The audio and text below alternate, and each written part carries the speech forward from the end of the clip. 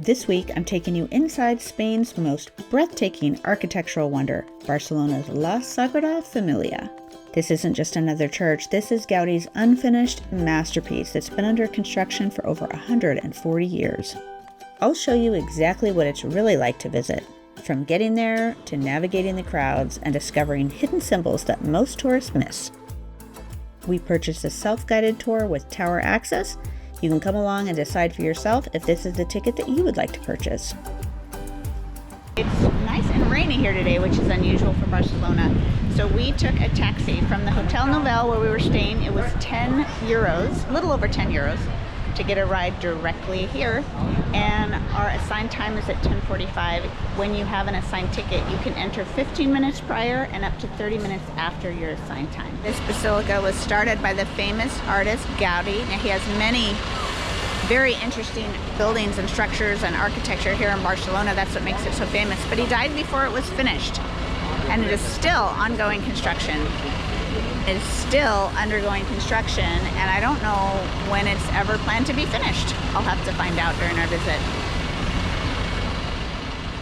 So there is a subway stop right here, right in front of the building. Now, we have not tried the subway yet here in Barcelona, but it's literally right here, which is just right in front of it, which is awesome. The main plaza right by our hotel has a big subway station as well, so maybe we'll try it during our stay here.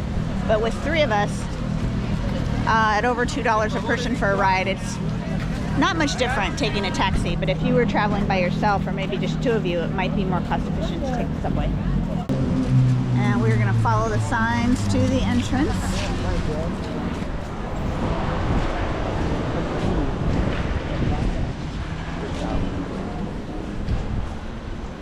There's a food delivery. So there was a tourist information station right out front by that tour bus, and they did say that the tickets were sold out for today. So if you're going to buy tickets from there, you wouldn't be able to visit on the same day. We're a little bit early. We're going to go ahead and try to get in. We made it through security. It was a bit of a madhouse. It is just like the airport. You do have to take off your belts. I guess you can keep your shoes on. But you do have to take off everything metal as you go through the metal detector, and then they will check your ticket for your assigned time. Now, when you buy tickets online, if you do the tower, you have to pick a time for the basilica and a time for the tower.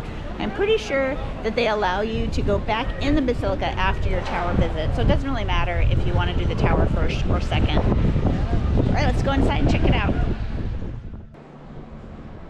When we first enter, I am really taken aback by how tall the ceilings are. Now, what's notable about this basilica is how much natural light comes in with these stained glass windows, but unfortunately it was a cloudy, rainy day, so it wasn't as prominent as it could be. It was designed with amazing blue and green windows that come in with the morning light. It faces east, and on the west side it has warm reds and oranges that shine in the afternoon. I can't even imagine how stunning it would be on a bright and sunny day. There is an audio guide that you can use when you visit if you're interested in learning more detail. There's an app that you can download with lots of information about the basilica. Given the detail on the outside of the cathedral, I was actually surprised that the interior was not as intricate, but the stained glass really is stunning.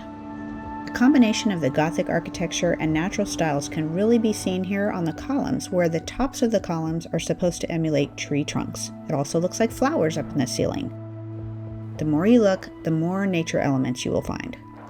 Now, we discovered there's actually a crypt downstairs. It's where Gaudí is buried. I was told it's open during Mass, and it was not open when we were there. At least that's what they were told, but maybe we were missing something because I did see a couple of people down there. Let me know in the comments if you've been down in that area.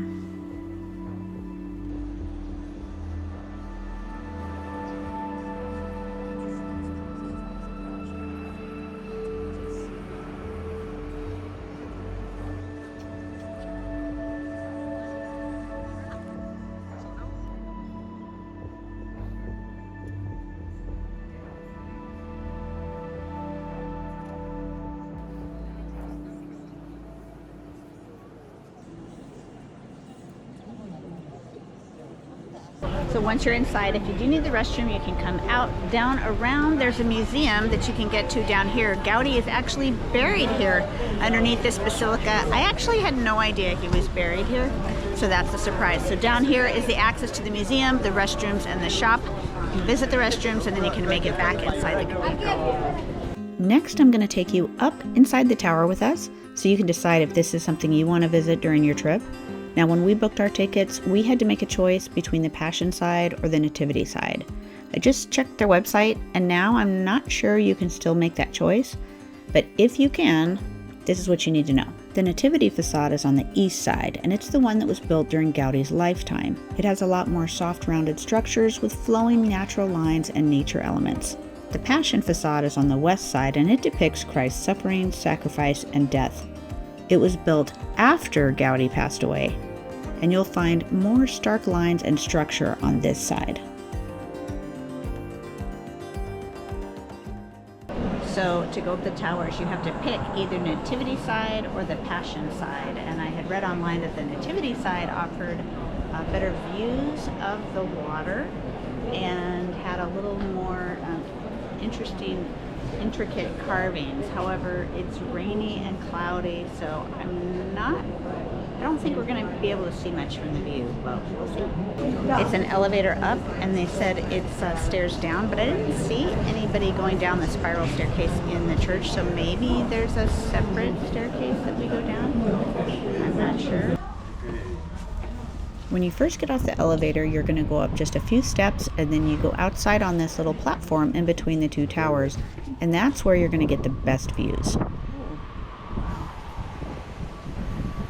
It's still very much an active construction site, so it is pretty noisy. Then you're going to head back into the adjacent tower and you work your way down.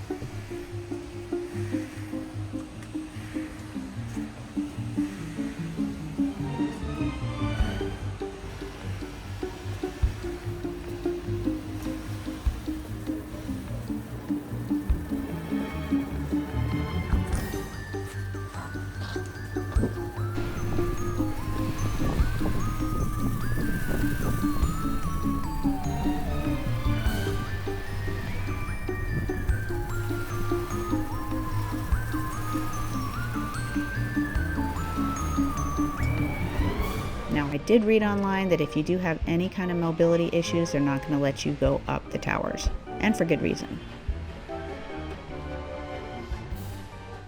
I'll be honest, if I had to do it again, I would skip the towers. I don't think you're missing much if you don't go up. I do have a couple more places in Barcelona where we found some pretty awesome views. So if you hit that subscribe button, my next video in Barcelona, I'm going to show that to you.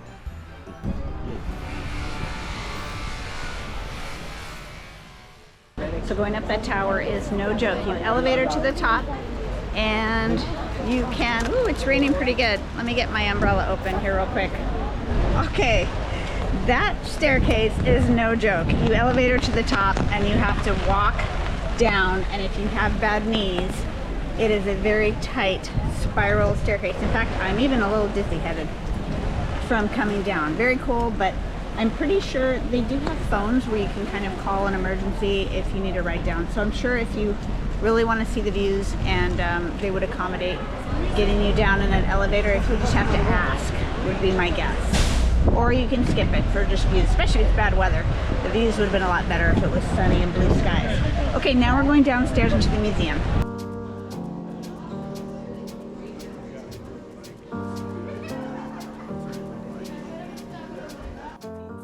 The museum beneath Sagrada Familia offers a fascinating glimpse into Gaudí's revolutionary design process. You'll find original sketches, plaster models, and the famous hanging chain models that he used to solve complex structural problems. You'll also see historic photographs documenting the basilica's construction over generations, and the workshop where craftspeople still create elements for the ongoing project. I hope you enjoyed this video and it gave you some insights about visiting.